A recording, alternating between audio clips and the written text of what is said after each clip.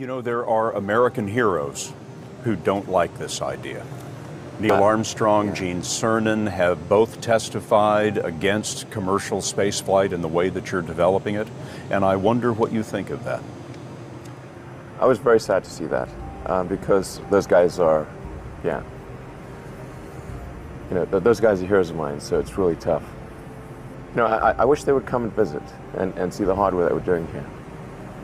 And I think that would change their mind. They inspired you to do this, didn't they? Yes.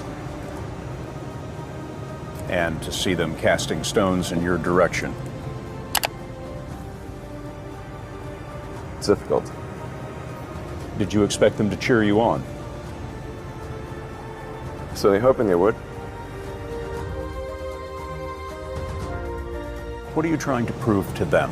What I'm trying to do is to make a significant difference in spaceflight and help make spaceflight accessible to almost anyone.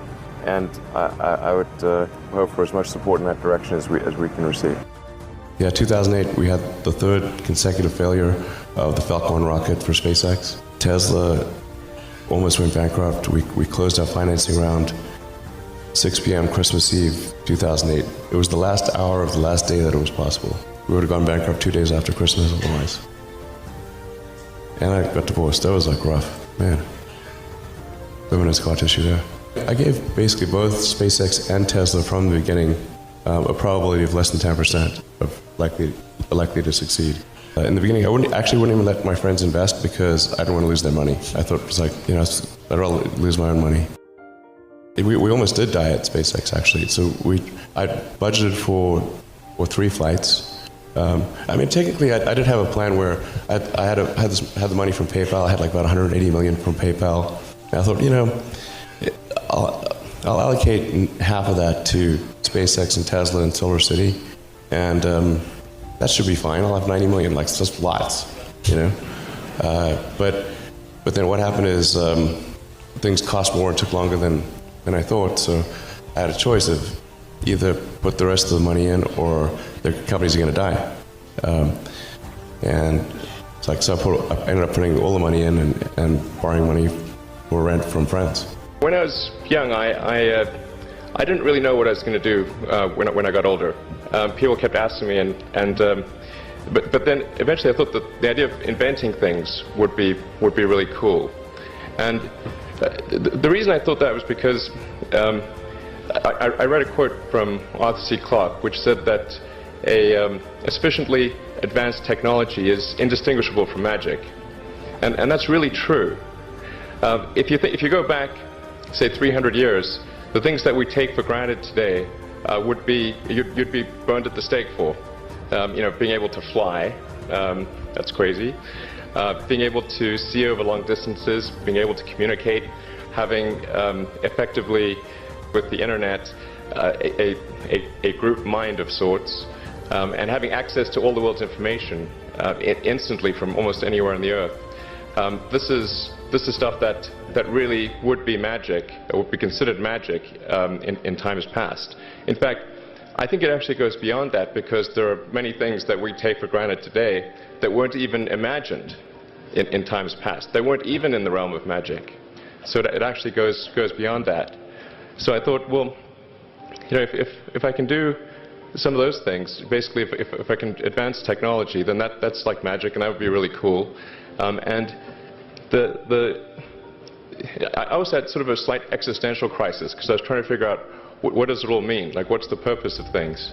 And I came to the conclusion that if we can advance the knowledge of the world, if we can do things that expand the scope and scale of consciousness, then we're better able to ask the right questions and become more enlightened, and that's really the only way forward. Even if you're the best, there's always a chance of failure. So I think it's important that you really like whatever you're doing. If you don't like it, life is too short. If you like what you're doing, you think about it even when you're not working.